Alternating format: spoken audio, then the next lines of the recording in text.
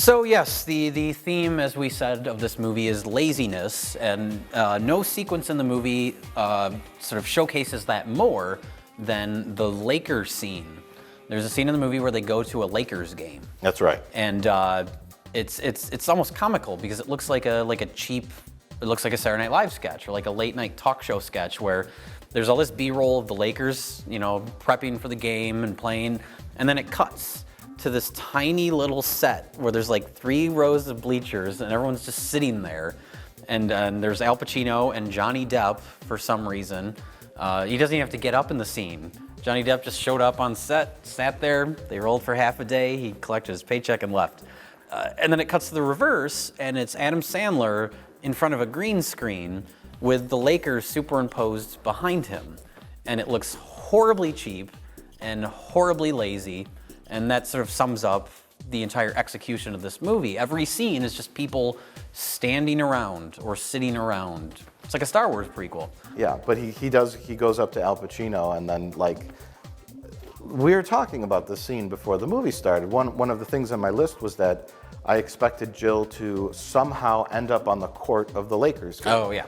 And do something embarrassing that would embarrass Jack, or they would end up on the camera or something. But I thought she was going to go out for the free throw contest or just walk out onto the court with a hot dog going, "Where am I? Where's the bathroom?" Someone accidentally passes her the ball and she goes, "Whoa!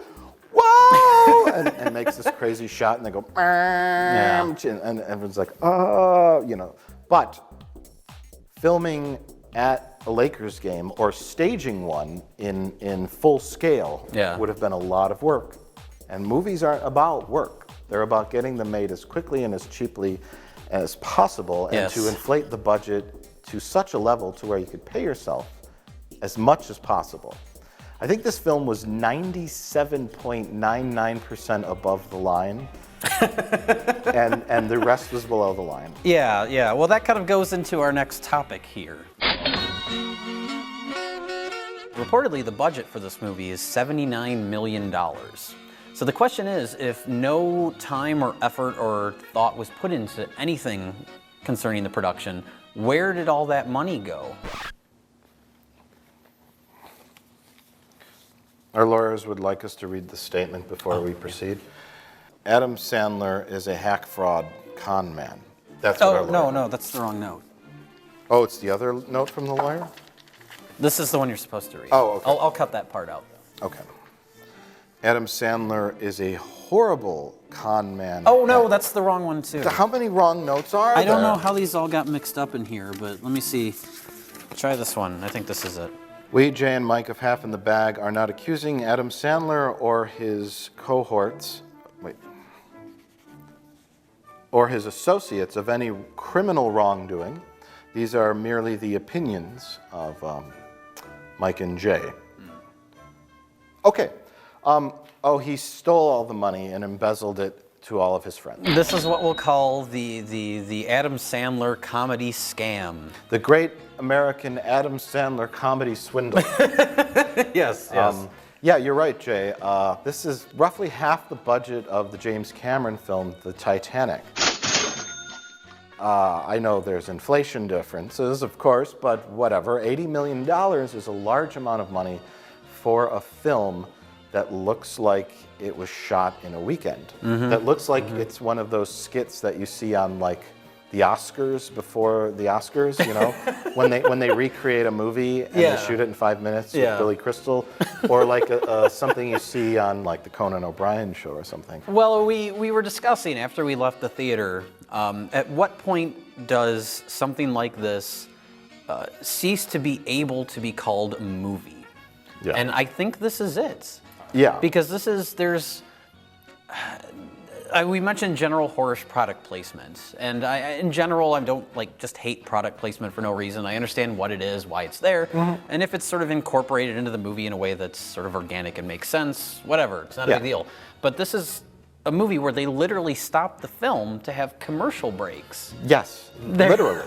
There are commercials in the movie. Literal commercials to where Shameless doesn't even begin to describe it. Yeah. Now, I agree. Product placement is fine. And movies cost a lot of money to make. They just do. And sometimes that profit margin's razor thin when you're competing against other movies and stuff like that. But Adam Sandler has this like well-established fan base, and he, especially this movie, really kind of emphasizes the point that he does not care. Oh yeah, absolutely. About the quality of his work. Yeah. And not that I saw all of his other films, but this movie left me with this weird feeling in the end. And we've made fun of The Zookeeper and really kind of stupid formulaic movies like that before. Yeah. I bet you The Zookeeper's a work of art compared to this. Yeah. I felt swindled at the end, and I'm sure other people did after seeing it, because they had those twins, the footage of the twins in the beginning, and then at the end they tack it on for like 10 more minutes after the credits. Yeah. And it's like, oh, it's supposed to fill you with like this, like, oh, twins are great. Yeah, to give you the illusion that the movie is about something, about twins and their relationships, yeah. when the movie isn't about anything at all. Or just to give you like some sort of warm-hearted feeling as you leave the theater, yeah. like, and to make you forget about the whole movie that you just saw. Yeah. And shoving that in the beginning, shoving that in the end with no context or anything in relation to the film, just felt like shoving things in there until it's 90 minutes and throwing it out. You mentioned the commercial. Yes, there's the Royal Caribbean cruise commercial in the movie where the family goes on a cruise. And I think he was even looking right at the camera. They show this getting on the boat, and the guy's like, "Welcome to the Royal Caribbean cruise." And then there's just this montage of beauty shots, and it is a commercial. Yeah. It is literally a commercial. Yeah. And then at the end, too, with Dunkin' Donuts, the same thing. I mean, the Royal Caribbean stuff serves as, establishing shots for that scene, but yeah, the guy does look right at the camera. Welcome to Royal Caribbean Cruise Lines. Yeah. The camera goes past him, and then they show the pool, and there's even lines in the dialogue. Jill's like, "Oh, there's a pool on here? How many other wonderful, fun things are there to do on this ship?" Yeah. And every background extra in that scene is like beautiful young people, where it's like fun. We want to have fun. I'm sure Royal Caribbean representatives were on set going. Well, another example is during the movie theater scene, which is seen in the trailer, where it's a wide shot of everyone there and just awkwardly holds on them for a long time before anything happens in the scene. And there's strategically placed Coke labels right across, the whole way across the frame. Yeah, and then there's a scene at the end. Jill brings home tons of boxes of Oreos for some reason. For some reason, she needs a whole case of Oreos. Yeah, lots and lots of Oreos. And even the very first scene in the movie. The very first scene in the movie is like the biggest turnoff. Well, Adam Sandler's character is, as we said earlier, very conveniently an ad executive. And there's a shot where it's a two-shot of him talking to someone else. They're both in profile. And directly in the middle of the frame is just rows and rows of Pepto-Bismol. And the rest of the shot is sort of drab and muted colors, and just these bright pink bottles where your attention goes right to it. He's talking about how his sister Jill is going to visit, and he goes, "Oh, I have a stomach ache," and then drinks a Pepto-Bismol.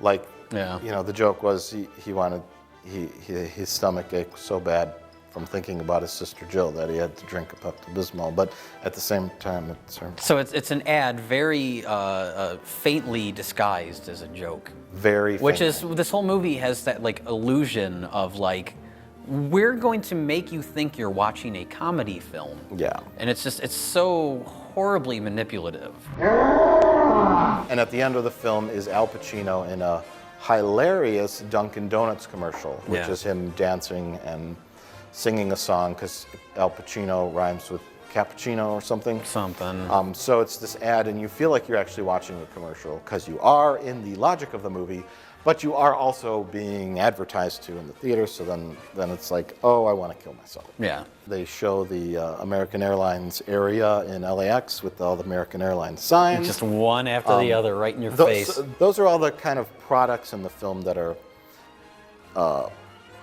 just sort of floating around in the ether of schlock of this movie. There are also products in the movie that are more woven in with the fabric of the film, Yeah.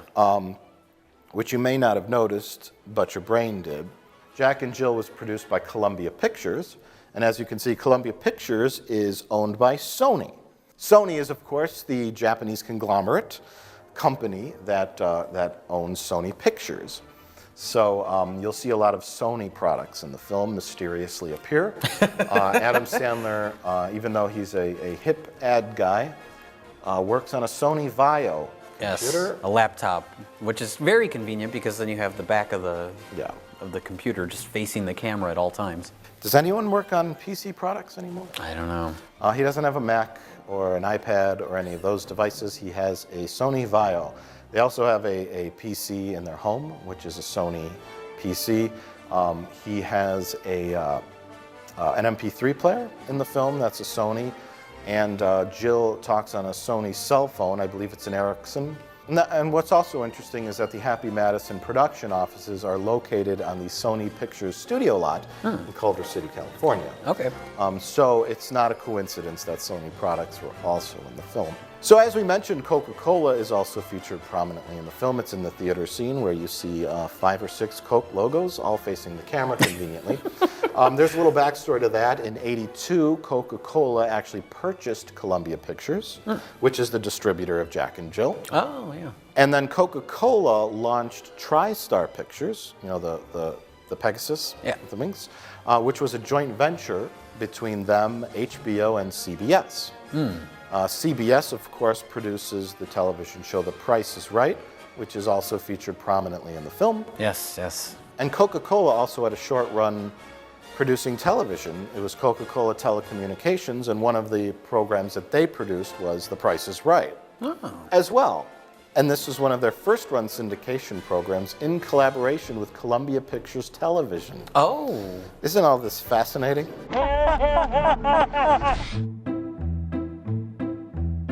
I have nothing against advertising. I really don't. Sure. I have something against making really bad movies or tricking people. I don't like tricking people. Advertisements are on TV. They are what they are.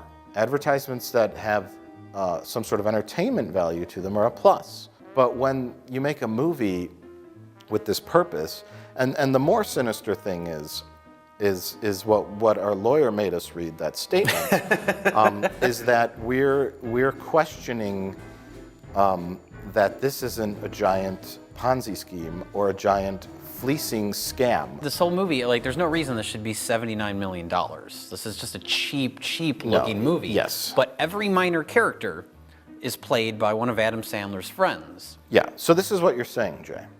You're saying that Adam Sandler says, "Hi, I'm Adam Sandler. I have lots of pull. I have lots of box office hits, not necessarily in the critical definition of hit, but in the financial definition of hit. I can make some phone calls. We'll put together this really cheaply made product called Jack and Jill. Yeah. I can raise this budget for it, X amount of dollars, and I'm going to call up all of my old friends and give them horribly inflated paychecks to be in it, and at the same time get giant checks from big name advertisers to also give us money. We'll cash all these paychecks and we'll release this bomb into the theaters, and who gives a shit what the critics say? Yeah. People will go watch it. These dummies that like Adam Sandler films that giggle at farts and people falling down the stairs, and everyone will be happy.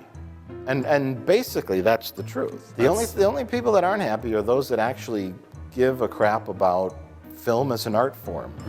And that's us, and we didn't pay to see this movie.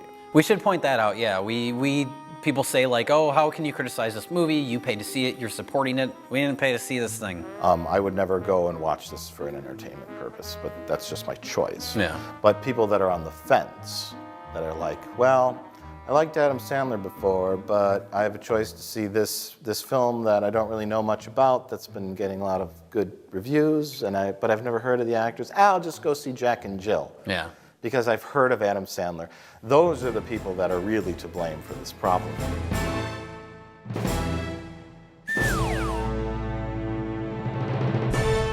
People review this movie and go, oh, it's just a dumb comedy. It's just a dumb comedy, don't watch it or watch it. Yeah. But really, Occupy Wall Street guys, go west. Because, you know, I know you can't control what the banks do with your money, and the banks and the Wall Street guys are all, they make money. But this is a different version of that. Yeah. It's a different version of taking money and you know, doing the corporate bailouts, giving bonuses. Everyone complains about CEO bonuses.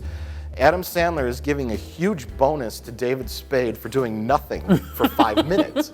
And this is all theoretical, of course. Right. And very much we're not implying any kind of criminal wrongdoing, which this isn't criminal, but it's very, very unethical. Money fleecing and horrible things goes on everywhere, not just in Wall Street.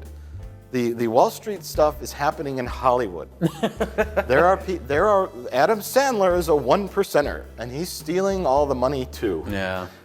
And it's just our opinion, Yeah. but that's what we think happened, because you look at the price tag of $80 million, or you take a movie like Super, which we saw earlier this year, which cost like $3 million to make, Something like that, 3 or 4 million. and looks a million times better, production value-wise. Yeah. It doesn't look like a cheap SNL skit. And somehow this film cost almost $80 million to make. Yeah. And what is Adam Sandler's base? He gets about 20 million a picture. So right there, that's... And that's just his fee for acting. He also writes these films. Oh, okay, yeah. Yeah, you get checks from different departments. Yeah. So right off the bat, just his fee for standing around in a wig and doing this little amount of work as possible is 25% of this entire budget. Yeah. So you have crew, you have film costs, you have editing, and all that. But something like, you know, a Super or other lower budgeted films, even bigger motion pictures, can cost under $5 million. So it's misappropriation, and that's why everyone loves Adam Sandler. Even David Letterman was raving about this film. Here's what happened. I saw this movie a week ago, and I'm so happy and you I saw loved this it so much. I can't And believe then that's all. That's all I can think about was the movie and what a great success it will be for you and your friends who make the movie. Honest to God, and we're trying to arrange another scrrading for the staff. That's unbelievable. This thing is going to be enormous. Yeah. Who is on CBS Networks, which also broadcasts The Price is Right. Adam Sandler is the most likable guy in Hollywood, and now I know why. I wonder how much longer this can go on for. Well, Not I wonder my how much. rant. I wonder. No. I wonder how much more transparent it can get. This is When- an all new. This is a new low, and I think I said that about Transformers 2 when I first saw that, where it's like I've never seen such a level of pandering. But this isn't even pandering. This is something different, but it's a new sunk to a new level. You know, watching Jack and Jill makes me respect Michael Bay on so many levels, because Michael Bay, the movies are 2.5 hours long. They're filled with modern day visual effects. Yeah. I mean, his movies are nice looking. Yeah. He cares about, you know, how they look. He likes action. He likes filming He likes action. He likes ladies, attractive women running around. You know, like What do you get out of something like Jack and Jill? What is Adam Sandler like? Adam Sandler likes to show up in jeans and a t-shirt and stand in a medium shot. Well, it was amazing because we both kind of had a similar reaction throughout the movie when there was that realization that it was far more nefarious than just being a dumb, bad comedy. Because I think we went into it with the intention of let's just go see this movie and rip it apart for Yes. fun, and it turned into a much more depressing experience. It was like I grew up a little. I gained an extra little bit of knowledge about the world. It's like when you learn that there is no Santa Claus, or you know, when you learn some truth about reality. And me, I don't know. I wouldn't call myself a naive person. Sure. I kind of seem to be aware of a lot of stuff that's going on, but I actually felt a little less naive after watching this movie and go, oh. Not just that some movies are quickly made, cheaply made products, like for example, What's Your Number? Yeah. A movie like that's cheaply made product, quickly put together, shoved out in the theater, generate a profit, move on. Yeah. Not that movies are like that, but that a filmmaker and a movie could be used as a way to make everybody money that have nothing to do with the movie, to kind of fleece money out of a system. I hesitate to use the word scam, but the movie is a scam. And I kind of sat there and I went, wow, this isn't a movie. Yeah. This is a scam. And it's interesting to see a piece of entertainment that's a front. It's like the Italian restaurant that the mob uses as a front and they're cutting cocaine in the back. Yeah. And there's trucks pulling up with guns and stuff. And it's like realizing that Italian restaurant isn't there to cook you a meal. And if you want to have a life-altering experience where you go into the theater and you see something on the big screen that is as transparent as a window, you should watch Jack and Jill because it will change your life. Jack and Jill. Do you and Daddy have twin powers? Some twins can feel when the other one's hurt. I didn't feel it. A little harder. No, Jill, stop it. He's kidding. What? Oh! Hear that, Daddy? I actually did feel something there. Pride in my son.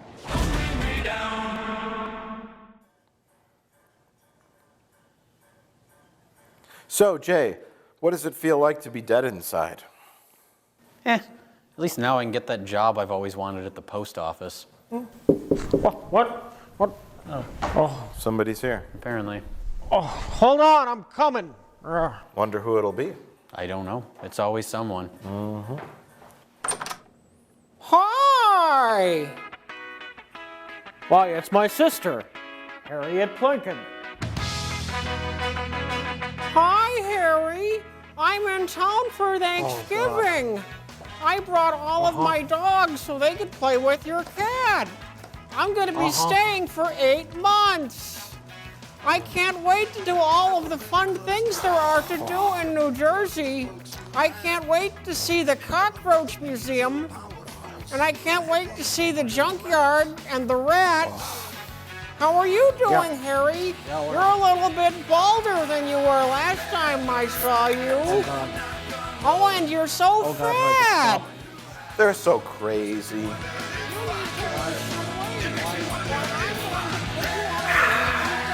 While you're here, while I'm here, I said that wrong. Oh well. Oh, listening to these two gives me heartburn. Well, you know, I've been thinking I kind of want to adopt an Indian child. Oh, that's nice. Take him into my family. You know, so I can start a sweat shop. Oh, yeah, I just love listening to your dumb ideas. I don't know why you'd be getting an Indian child. Ah, relief. Our incontinent mother says hello. Or at least that's what my medium tells me. She charges me $800 a minute to talk to our sweet mother. Isn't that crazy? Oh, I see you've got some people over fixing your VCR.